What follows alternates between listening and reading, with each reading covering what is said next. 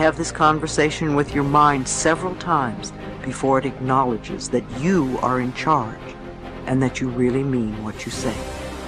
Imagine that your thoughts are like drops of water. One thought or one drop of water does not mean very much.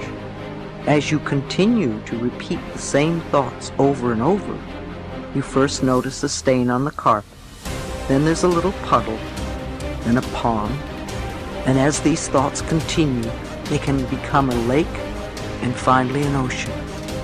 What kind of ocean are you creating? One that is polluted and toxic and unfit to swim in? Or one that is crystal clear and blue and invites you to enjoy its refreshing waters? All of us have these bags of manure that we carry around with us, called our past. And the people who have done things to us and the events and the circumstances, all of this stuff that we use and we bond to. And we bond ourselves to these wounds of our past, and we identify ourselves on the basis of these wounds. And every once in a while we set it down and we reach in there and we smear it all over ourselves. And then we wonder, why does my life smell so bad? I don't understand this. Whatever you pay attention to will naturally grow, at least for you. Every human being that you meet, there's a good side to them, there is a nasty side to them. If you pay attention to the nasty side, your mind will be preoccupied with the nastiness. Somebody else's nastiness will become yours.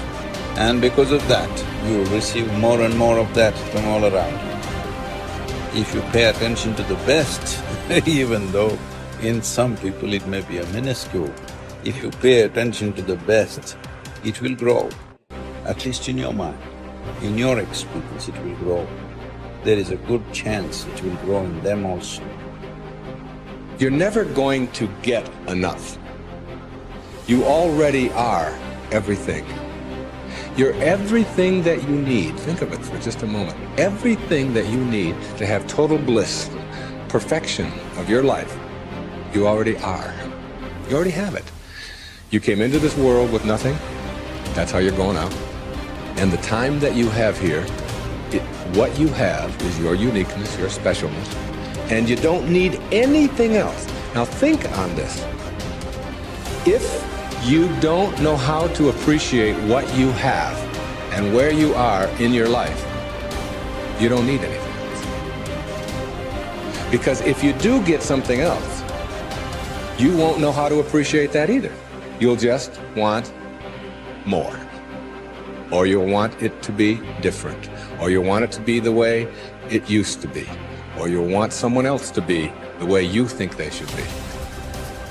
If we are willing to turn our lives over to this greater power within us, the power that loves and sustains us, we can create more loving and prosperous lives. I believe that our minds are always connected to the one infinite mind, and therefore all knowledge and wisdom is available to us at any time. Nobody changes until they change their energy. When you change your energy, you change your life.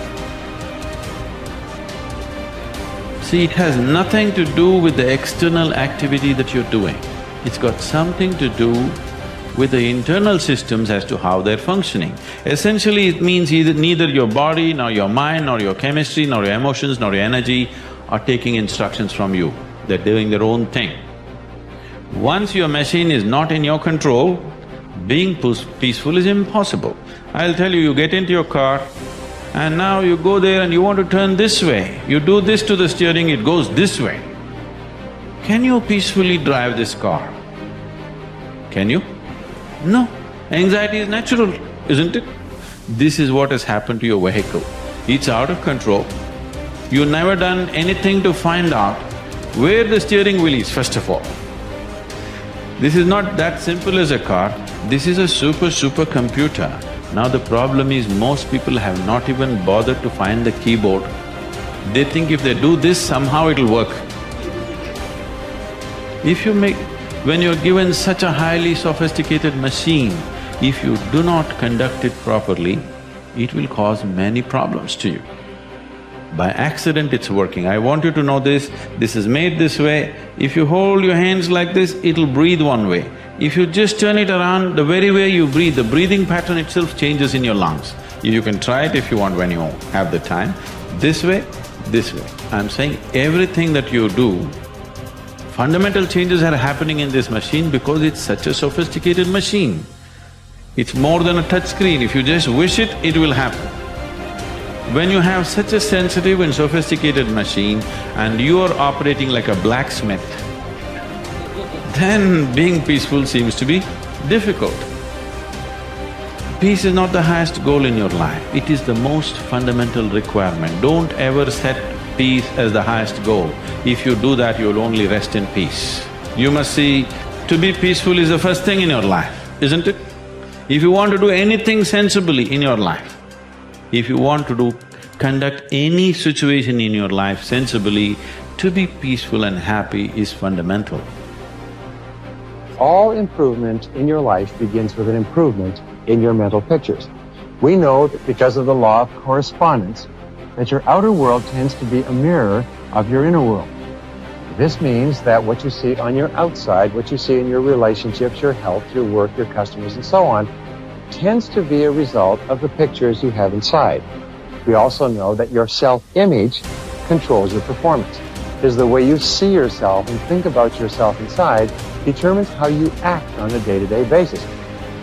If you see yourself and think about yourself as an extraordinary person, if you see yourself as a success, if you see yourself as happy, positive, confident, in control, if you see yourself as a loving parent or spouse, you will act that way toward others.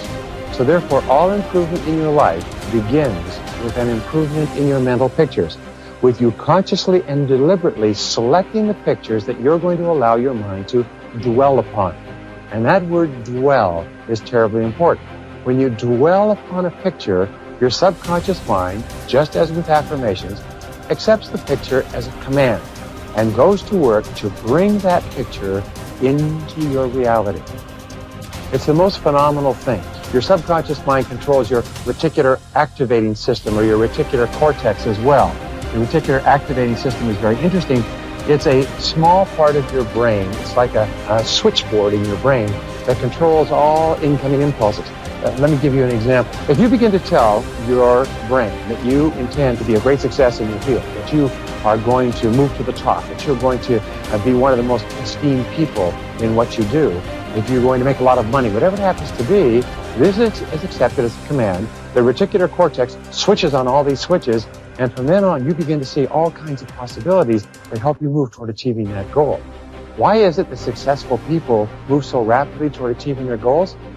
It's very simple. It's because they're thinking all the time, and as a result of thinking about what they want, they see all kinds of opportunities around them to achieve them. The average person doesn't even see, because the average person is so worried about how little money they have and how much their bills are, all the problems are, and the more they think about those things, the more they get them. Men and women with clear values who are living their lives consistent with their highest aspirations are those who have a deep sense of self-confidence and well-being. We also said that the most important value you can have is the value of integrity. Integrity is the value that guarantees all the others. Having integrity means that you will not compromise on what you believe to be right in any area. Integrity is absolutely essential if you want to capitalize on your strength. It means more than anything looking at yourself honestly and making your decisions based on the fact that you are an extraordinary human being. Your feelings are very valuable clues to your choices and behavior. Your peace of mind and personal satisfaction is perhaps the most accurate guide you will ever have to doing what is right for you. To follow your heart, you don't necessarily need to make dramatic changes in your life or in your relationships. What you do need to do is to see yourself honestly as you really are, and have the courage to channel your energies and focus your strengths into your areas of greatest potential. When you do this, you will soon realize that you have made one of the best decisions of your life. Each person has great strength and potentialities, and each person is put on this earth to harness those strengths and apply them to benefiting themselves and mankind. The life stories of the great men and women of history are usually stories of people who discovered their strengths and utilized them to the fullest degree. Churchill was a great statesman and orator. Florence Nightingale was a tremendous organizer. Florence Chadwick was an incredibly strong swimmer. Abraham Lincoln was a far-sighted and compassionate politician and president. Mother Teresa was a truly loving human being with an infinite capacity to care for and support the sick and dying people of Calcutta. Joe Montana was a quarterback with an incredible throwing arm with the Washington Redskins. All around you, you see men and women who have grabbed their major talents. You can do the same if you have the courage to follow your heart.